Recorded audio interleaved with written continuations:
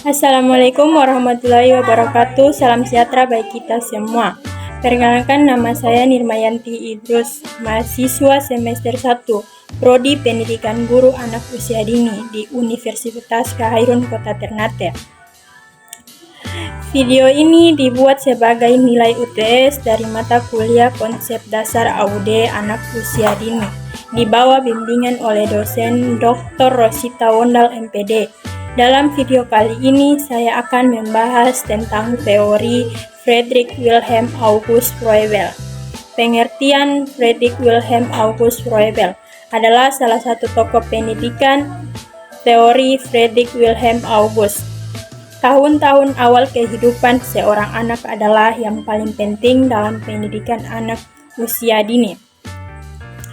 Meletakkan dasar bagi semua pembelajaran nanti riwayat hidupnya. Lahir pada tanggal 21 April 1782. Dilahirkan di Oberweisbach, Jerman. 1804, Froebel belajar di arsitektur di Universitas Frankfurt. 1800, Froebel belajar di Universitas Jena. 1805, Froebel memulai mengajar di sekolah milik Anton Brunner di Frankfurt. Meninggal pada tanggal 21 Juni 1852. Froebel adalah seorang tokoh pendidik raksasa yang pemiliknya banyak dipengaruhi oleh sejumlah pemikir Jerman yang ternama dan berpengaruh pada akhir abad 18 dan awal abad 19. Asas-asas pendidikan. Melalui pengalamannya sebagai guru sekolah dasar selama bertahun-tahun, Froebel mengemukakan beberapa asas yang dianggap bermakna untuk berbagai tahap pendidikan. Froebel mendasarkan pandangannya tentang pendidikan atas dua dasar teologi dan dasar psikologi. Ia beranggapan bahwa manusia terdiri dari dua unsur tersebut. Froebel mengatakan bahwa apabila pendidikan terlalu menekankan salah satu sisi, baik itu sisi rohani maupun sisi kecerdasan, maka akan timpang atau berat. Sebab praktik pendidikan menurut Froebel harus diperhatikan dalam bidang pendidikan pada bagian ini. Akan dijabarkan mengenai tujuan umum pendidikan. Kurikulum yang ia bagi menjadi 3, yaitu kurikulum untuk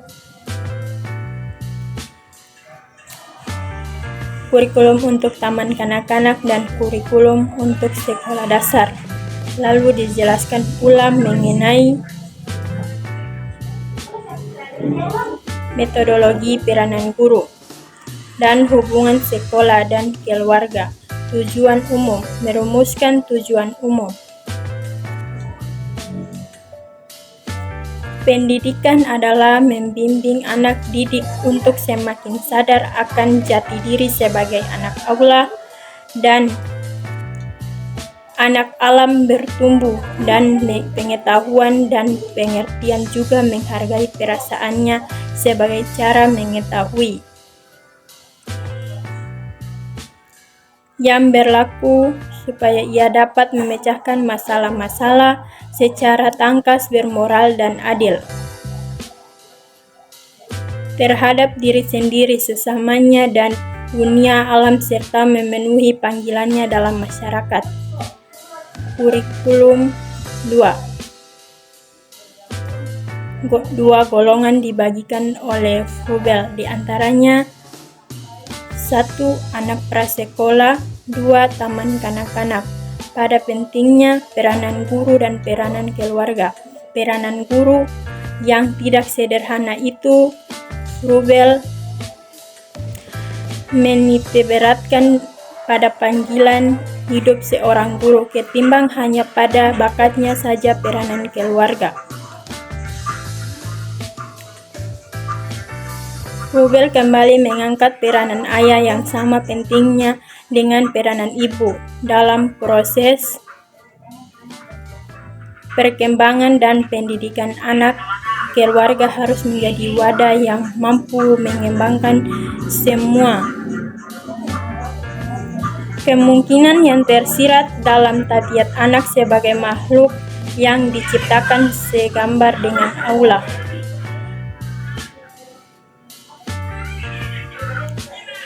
Kurikulum 2 golongan dibagikan oleh Rubel. 1. Anak prasekolah, 2. Taman kanak-kanak prasekolah.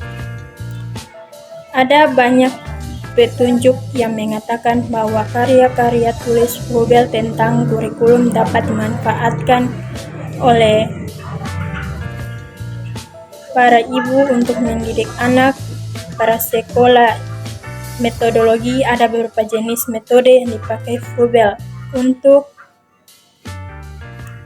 mengembangkan seseorang sesuai tabiatnya, yaitu berdoa, percakapan, menghafalkan walaupun hanya tahap sekunder, mengucapkan jawaban secara bersama-sama, secara berirama, bermain, swakaji guru,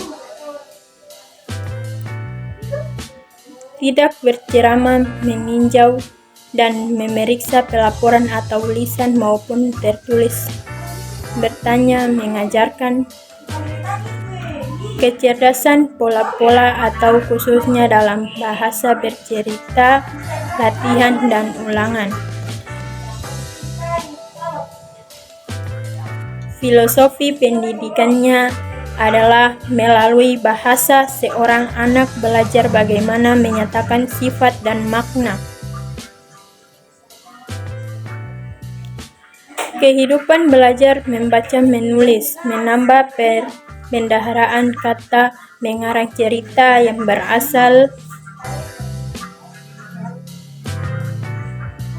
dari pengalaman anak, atau menyampaikan gagasan adalah bentuk-bentuk pendidikan bahasa bagi anak.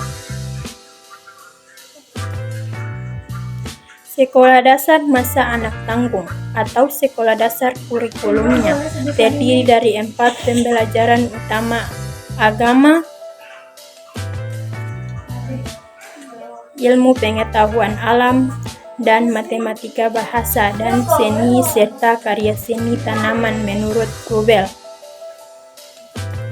Pengalaman agama terlampau penting untuk dihafalkan saja, oleh karena itu ia tidak mau mengajarkan isi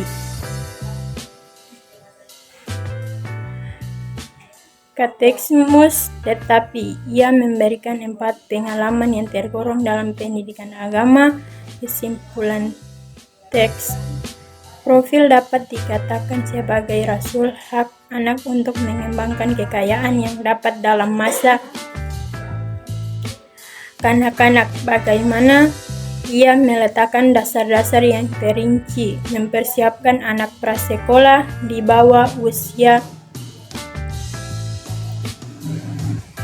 6 tahun, sekarang memasuki dunia pendidikan yang sesungguhnya. Ada 4 pola perkembangan yang tampak dalam pendidikan. 1. Benih yang kelak menghasilkan kedewasaan yang sudah ada dalam diri anak. Jadi pendidik perlu mengembangkan bakat yang tersembunyi dalam gen setiap anak. Tidak ada apa-apa yang dimasukkan dari luar. Semua usaha pedagogis disarankan menuju penyempurnaan kemampuan yang sudah ada dalam bentuk potensi. 2. Hubungan dari bagian dengan kebutuhan atau Gilead-Ganes. Dalam arti guru memperhatikan anak sebagai pribadi yang unik, mampu, perlu memperoleh tempat yang sehat dan kelompok. Hal ini dikemukakan Rubel sebab ia melihat di dalam dunia alam setiap satuan berhubungan dengan sesuatu yang lebih utuh lagi. Tidak apa-apa yang sama sekali terpisah dari sesuatu yang lain. Proses 3. Yang batinah didorong menjadi lahirlah. Dalam arti mendidik itu mencakup usaha untuk menolong anak menyampaikan pikiran, merasakan kekuatan jasmani dan imannya yang telah ada secara batin, agar menjadi kelihatan atau lahirlah berupa buah nalar, yaitu pikiran, perasaan dalam bentuk seni, kekuatan jasmani melalui berbagi keterampilan, dan iman melalui tindakan bermoral dan pelayanan terhadap sesama manusia.